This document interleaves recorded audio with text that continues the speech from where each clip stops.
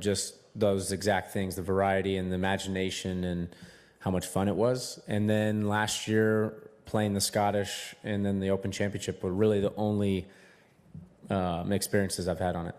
And your game, how was it? Right now? Yeah. Currently? It's good. Last week I hit it very good at the Scottish. Unfortunately I didn't make some putts, but we're going to chalk that up to slow greens and just having 2 weeks off, enjoying winning a major. And but yeah, I feel good, and going into this week I feel confident. Doug, please. So many questions. I'm going to try and narrow it, Wyndham. But Yep. First of all, what possessed you to a Portrush? There's not a lot of Americans that come over to the British the amateur. I'm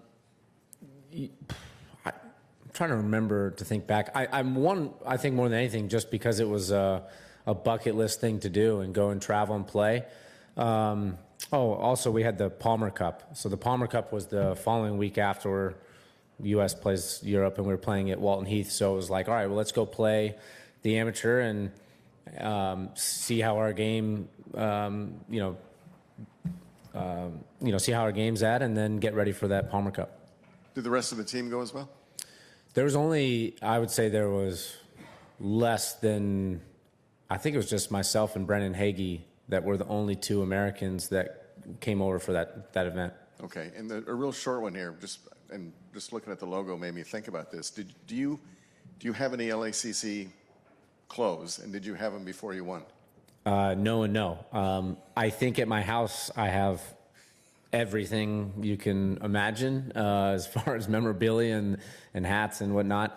I haven't been home since I won, so this is my 6th week away from home. So I'm definitely looking forward to get home and see what I have there. And then my actual question, and now that you haven't been home in forever, is maybe a push, but how much, have you seen any video of your win? And how much do you find yourself in long flights or quiet moments reflecting on what a week it was, and how did that compare with Wells Fargo? I have not seen the full coverage. I don't really like watching myself or hearing myself talk or anything like that, so I think my team are going to force me to watch it, I imagine, especially as some sort of mental exercise to see good, positive things happening. I've seen like the last putt and all that stuff multiple times. And then as far as daydreaming, yeah, I mean, there's multiple times where I look back and I even have to pinch myself and go, I can't believe I won the U.S. Open. I mean, it's something I've dreamed about since I started watching golf and watching Tiger Woods win tournaments and other great major champions in the years that I was coming through the ranks. So I have multiple times, even this week, having people, I'm signing LACC flags, U.S. Open flags, and it's very humbling, and it's an amazing feeling. Yeah, I think any golfer does when when we teed up tomorrow and I have to hit some sort of shot or I'm grinding out something, you kind of lean on times where things were going your way and you did pull it off. And so I've already done that a couple times since I've won the U.S. Open. And then I think about shots. I can't believe I hit that shot, or I can't believe I pulled that off. So yeah, I definitely think about those. Mic 1, please. Hi there, Wyndham. Does that then also give you increased confidence when you're now obviously in the glut of all the star names who are going out in the big TV pairings, and the atmosphere tomorrow is going to obviously be buzzing when you guys are kind of teeing it up? I think it's fun. I mean, fortunately I got a great pairing. Cam Smith and I are buddies, and so Xander and I, and both their caddies are friends with my caddy, and so it's it's a great pairing, and it's going to be fun having everyone watching our group, and it's the things that I've always wanted. So if anything, it just inspires me to play better golf. And do you feel as well that kind of knowledgeable aspect, a slightly different aspect of the crowds and their reactions when you come over to this side of the world? As far as their knowledge in golf, yeah. It's probably I'd say any golfer, anyone that gets up here, I bet they say the same thing, just the knowledge of, knowledge and respect that the fans have for what we do and then the shots that we hit, they understand that, maybe you hit it to 30 feet and that might not look good, but how difficult the shot was, it was a very good shot. Or chipping out and making the correct play that's the proper play. And that's the stuff that we, they understand it and we appreciate it. So. Thank you. Jim, please. Now that you're a major champion and your status has soared, do you feel your personality's changed at all, or your mindset, or your views of life in general? No, I would hope not. If it does, I hope someone, punches me in the face and say, get back to who you were. I really hope nothing changes. I think it fuels my confidence and belief in myself. Obviously certain things change, my status and, how much people know who I am. But as a person, I don't think, and I hope I don't change. I think I've instilled a lot of great values and have a really good team around me to help keep me in check. But yeah, I hope I haven't changed. Thank you. Number 2, please. Hey, Wyndham. Just wondering if this Open feels any different with the Ryder Cup just around the corner. Do you feel under a bit more pressure to catch Zach's eye? And do you talk to the other Americans in the field? Do you think a strong performance from the Americans here would give you guys momentum, or is it such a different test in Rome later this autumn? All that stuff's a little new to me. So, I don't know what the other guys on our team are feeling. But it is fun. I mean, Ryder Cup's so big in both countries, and it probably feels a little bigger here, or at least talked more about. And so being over here, it's fun. I mean, it's enemy territory, so it's kind of fun being here. And but yeah, I love match play and I love competition, and so I think any tournament is kind of a way to match yourself up against other players and see how I do that all the time, of feeling like, all right, I feel like I'm as good as you, or if not better. And so that kind of happens for me every event. Number 4, please. Thank you. You've talked very movingly about your relationship with your mom, a lot of the big picture stuff. But was there any golf nerdy stuff that she gave you as well, like ball position or grip pressure? My mom knows nothing about golf. Yeah, here, I'll give you a great story. She showed up one time. I was in high school and I was playing a tournament, and I made like a 8-footer for, I think, triple bogey. And my mom started clapping. She's like, yeah, Wyndham. And I was like, Mom, I just made triple bogey. And so she had no idea. She just was cheering because I made something, and she thought that was good. So my mom's golf knowledge is little to none. If I could just follow up along those same lines. You mentioned Tiger earlier. Of course, everybody knows about Earl and Tiger. We've heard about that for years. But like when Tiger got in the Hall of Fame last year, he talked about how his mom, or when he won the Masters in 2019, talked about how his mom drove him to junior tournaments. And it just very much emphasized the role that his mom played in his life. Were you aware of that, and did you think about your own mother when you heard Tiger talking about his mother? Yeah, I mean, I think anytime any athlete talks about that, I reflect, and those are times that I think about my mom. It's been a long time since my mom passed, so I don't think about her as much as maybe I did the first few years. But things like that, there's little moments, little movies that come on that we used to watch, or people talk about their family that kind of reminds me of her. But yeah, there's a lot of similarities when Tiger was talking about the role that his mom or dad played in his life that I kind of see in my life. Number 1, please. Wyndham, are you a goal setter? And if so, with the success you've had, have you had to reshape those goals? Yeah, I mean, I've always set goals. I think in the past it's been a result-oriented goal.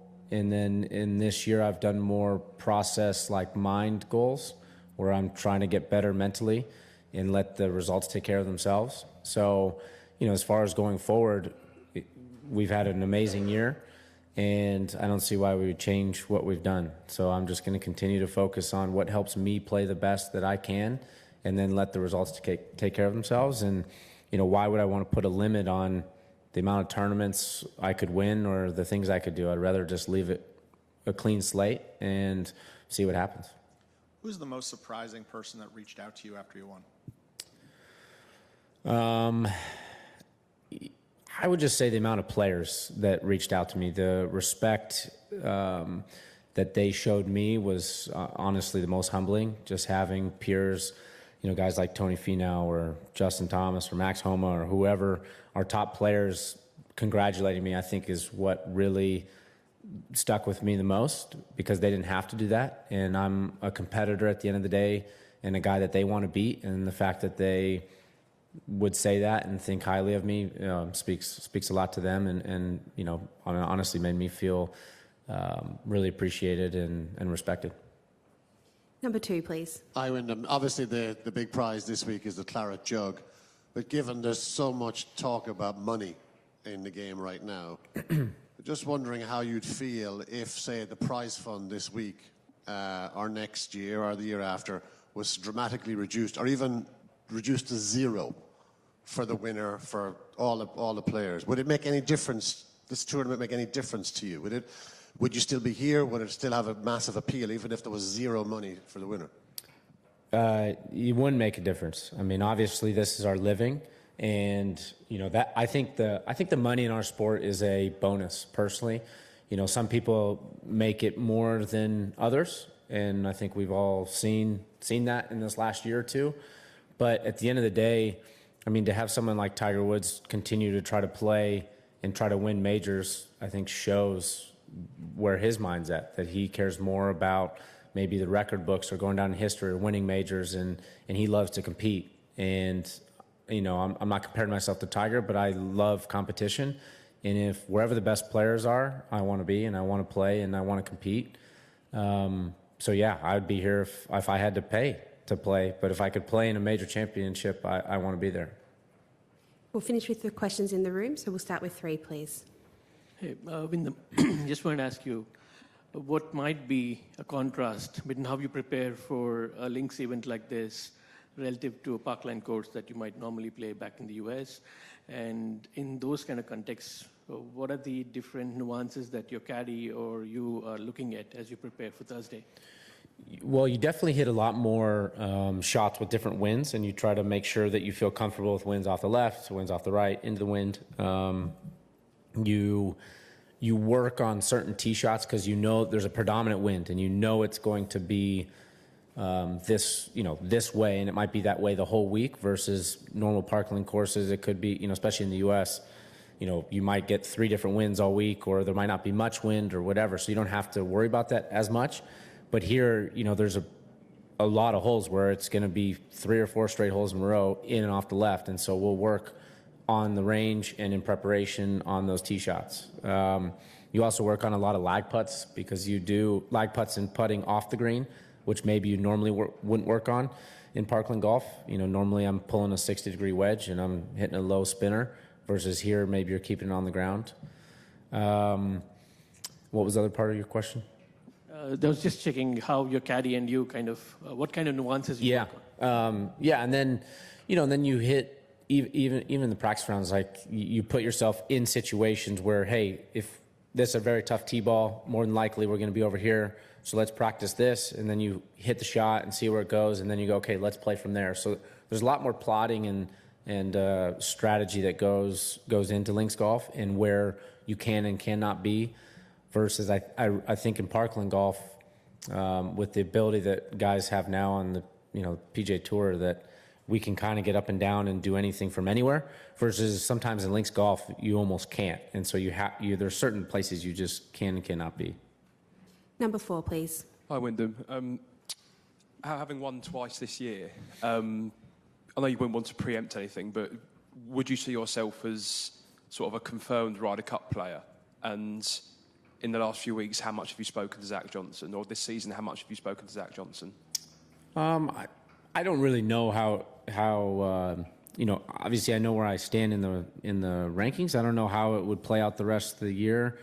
I would like to think I'm on the team, but at the same time, I believe I still got to go earn it. So I'm going to continue to, do the stuff that I do that makes me successful, and I still have a lot of, I want to compete and play and hopefully win other tournaments as the year goes on. And if I've earned my spot on the team, then great. That's awesome. And then as far as talking to Zach, Zach and I have had a pretty good relationship. When I was with PXG, we always bounced stuff off of each other and talked about clubs and talked about things. And we did a few sponsor things together. So we've had a relationship over the last 4 or 5 years. As far as Ryder Cup stuff, we haven't talked too much. I imagine here after this week, I imagine maybe there'll be more talks. Yeah. And last one from Doug, please. Why haven't you been home? Oh, sorry, say that again? Why haven't you been home? Right afterwards, I played the Travelers Championship, and then I had a wedding in Italy. And so I went to Italy, and then I said, well, why not let's just stay. And we just won a major. Let's enjoy it. So my girlfriend and I stayed there for another 10 days, and then played the Scottish last week because we were already over here. So might as well just keep it going. So you've been in Europe for 3 weeks between Travelers and Scottish. Yeah, so this is my 4th week. Yep. Last one, Wyndham. Has anyone asked you about what you thought about the deal with the Saudis and your opinion of Jay as a commissioner? No one's asked my opinion. I'm probably not going to give my opinion. I'm going to continue to focus on what I'm doing. And, if I continue to play great golf, I'm hoping I get to benefit depending on where the tour goes. And I just hope what happens is what's best for the game of golf. Yeah. I actually wasn't going to ask your opinion. I think I was more curious if about you. Well, yeah, but I mean, should your opinion matter now as a U.S. Open champion compared with just being a one-time PGA Tour winner when probably no one bothered to care what you thought? I mean, no, I don't think it's. It is funny in the sport how you can win a couple times and then people think your opinion matters. Clearly, my opinion didn't matter about 4 and 5 months ago, so I don't know why it would matter now. Okay, well, I think we'll wrap it up there. So, Wyndham, thanks very much for your time thank you. today. Best of luck this week. Yes, thanks.